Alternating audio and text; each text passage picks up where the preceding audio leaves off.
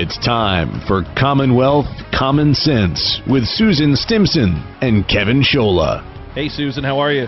I'm doing great. How are you, Kevin? Doing well. Sarah Palin, you mentioned Chris Christie last show, and here he goes again, making headlines again, this Christie-Rand Paul situation, and Sarah Palin weighing in a little bit, too. What were your thoughts on that? Oh, I liked how she once again was willing to step in and take a stand, and she did say that she was on Team Rand. And I don't think that we necessarily need to keep bumping this up and ramping it up as if it's, Christie versus Rand Paul. But what I was intrigued by this week was an interview on CNN that I saw with Rand Paul, and Aaron Burnett played a clip of Sarah Palin saying why she supported Rand Paul. And then Aaron Burnett went in for the kill. You could see that she was just trying to corner him and wanted him to be stuck on that. And I just loved the calmness and the way that he answered it with a smile. He just said, what's not to love about this? And that he welcomed her endorsement. And then he went on to say, we have to be willing to grow our party. And that means people with ties, without ties, people with tattoos, without tattoos. And I thought that was a good answer. And I'm not making a choice between Rand Paul and between Chris Christie at this time. But I am concerned about some of the bullying tactics that I see from Chris Christie. And I see it also from some of the elite GOP establishment, that once again we're going down this road of, well, we have to choose someone who is electable, and we saw what that got us with John McCain and with Mitt Romney.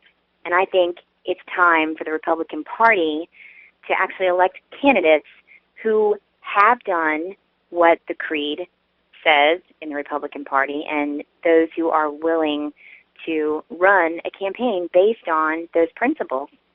Yeah, and you got to love how the media types choose sides depending on which way the wind is blowing, right? Maybe a couple years ago, if it was, say, a Ron Paul and a Chris Christie, they may have gone the other way and went in Paul's court. Or, you see what they did to Hillary Clinton in the primary in 2008. I mean, the Clintons were Democrat royalty, but when Obama came around, well, then they were no good anymore. Or John McCain's another example. They loved him against George W. Bush, but then not against Obama. So, it's funny how the sides are chosen, and you mentioned Burnett doing that there. But so then Rand Paul said something along the lines of, offering to have a beer with Christie and sit down, and Christie, I guess, took that completely literally, too, and blew him off. So, same old, same old. But I think what's most alarming to me is this conference that the RNC had in New England.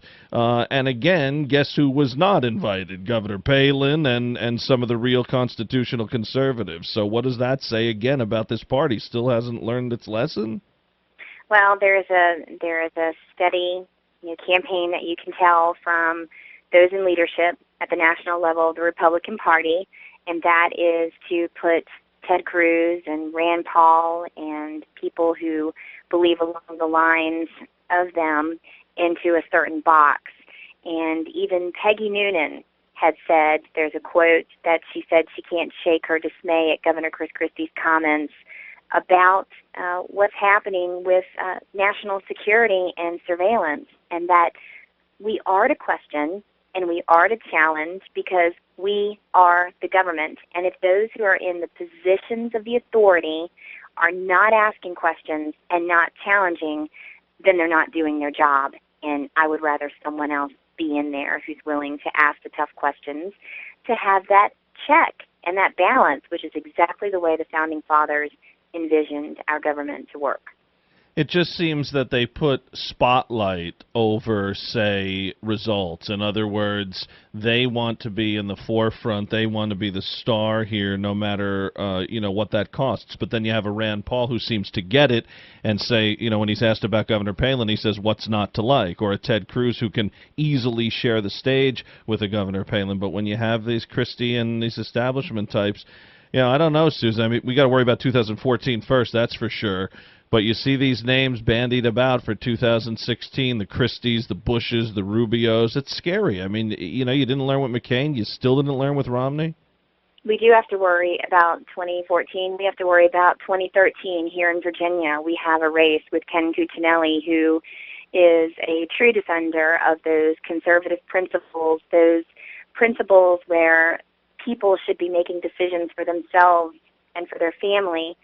So if at the national level our leaders are leaning toward an immediate amnesty without any rules in place for those who are here illegally and without dealing with the borders, just an immediate amnesty and just caving in on different issues without putting proper things in place in order to stay within the framework of what the law is, the Republican Party is just going to continue spiraling, and I don't want to see that happen. And so I know in Virginia, the conversation that we're having at the national level, it is very relevant to the race that's happening in Virginia, and I hope that those Virginians who are paying attention to it know that there is a battle right now in Virginia on who is going to defend a person's right to make a decision for themselves and their family, whether it has to do with money or whatever it is, versus Terry McAuliffe, who I believe just personifies many of the policies of President Obama.